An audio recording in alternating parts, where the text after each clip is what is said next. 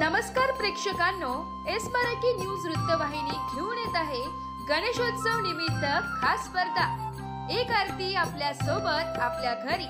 या स्पर्धेत आपण ही सहभाग घेऊ शकता। सहभागी होण्यासाठी संपर्क साधा 9067778005। नमस्कार, मी गौरी सूर्यवंशी, एस मराठी मध्ये आपलं स्वागत। वळूया आजच्या बातमीकडे। मुख्यमंत्री देवेंद्र फडणवीस व उद्योग मंत्री उदय सामंत यांच्या उपस्थितीत इगतपुरी व दिंडोरीतील मोठा गुंतवणुकी संदर्भातील सामंजस्य करार करण्यात आलाय। महिंद्र इपिराक नंतर इगतपुरी तालुक्यात ग्रेफाइट इंडिया कंपनीची इलेक्ट्रॉनिक्स बॅटरी उत्पादनाच्या प्रकल्पासाठी 1461 कोटींची, तर दिंडोरीत व्हिर्च्युओसो ऑप्टो इलेक्ट्रॉनिक्स कंट्रोलर्स कंप्रेसर कंपनीची एसी आणि वॉशिंग मशीनसाठी मोटर्सच्या प्रकल्पासाठी 800 कोटींची गुंतवणूक होते। याविषयीचा करार शुक्रवार दिनांक 29 ऑगस्ट रोजी मुख्यमंत्री देवेंद्र फडणवीस व उद्योग मंत्री उदय सामंत यांच्या उपस्थितीत झालाय। या दोन्ही मोठ्या गुंतवणुकीमुळे 2000पेक्षा जास्त रोजगार उपलब्ध होणार आहे।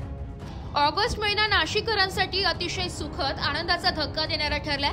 खास करून औद्योगिक विकासाच्या दृष्टीने अतिशय महत्त्वाचा मानला जातोय। गेल्या 11 ऑगस्टला उदय सामंत यांनी नाशिकमध्ये येऊन निमाचे अध्यक्ष आशिष नहार यांच्या समोर महिंद्राच्या 350 एकरवर एव्ही प्रकल्पाची घोषणा केली होती। त्यानंतर आयमा इंडेक्स 2025च्या लॉन्चिंग प्रसंगी उद्योग विभागाचे सचिव डॉक्टर पी अल्बगण यांनी इपिराक व स्वीडिश कंपनीच्या 40 एकरवरील प्रकल्पाची माहिती दिली आहे। तिसऱ्याच दिवशी इगतपुरी परिसरात इपिराकचे सीईओ, वरिष्ठ संचालक व अधिकाऱ्यांच्या उपस्थितीत भूमिपूजन हे करण्यात आलं। त्यानंतर शुक्रवार दिनांक 29 ऑगस्ट रोजी पुन्हा सातपूर औद्योगिक वसाहतीमधील ग्रेफाइट या ग्रुपने प्रगत बॅटरी सोल्युशनसह भविष्याला बळकटी देण्यासाठी राज्य सरकार व कंपनी यांच्यात सामंजस्य करार करण्यात आलाय। दिंडोरी अखराड येथे महाराष्ट्रातील इलेक्ट्रॉनिक्स उत्पादन क्षेत्राला बळकटी देण्यासाठी महाराष्ट्र सरकार आणि व्हिर्च्युओसो ऑप्टो इलेक्ट्रॉनिक्स प्रायव्हेट लिमिटेड यांच्यात सामंजस्य करार झाला असून या करारानुसार दिंडोरीत 800 कोटींची गुंतवणूक होणार आहे। इलेक्ट्रॉनिक्स कंट्रोलर्स, कॉम्प्रेसर, एसी आणि वॉशिंग मशीनसाठी लागणाऱ्या मोटर्सचे येथे उत्पादन केले जाणार आहे। यात सुमारे 500 रोजगारांना संधी प्रत्यक्ष आणि अप्रत्यक्ष उपलब्ध होणार आहे। महाराष्ट्र सरकार आणि ग्रेफाइट इंडिया लिमिटेडच्या करारानुसार या प्रकल्पाच्या स्थापनेसाठी 4761 कोटींची गुंतवणूक करण्यात येणार आहे। गोंदे, मुंडेगाव, इगतपुरी, नाशिक येथे ही गुंतवणूक होणार आहे।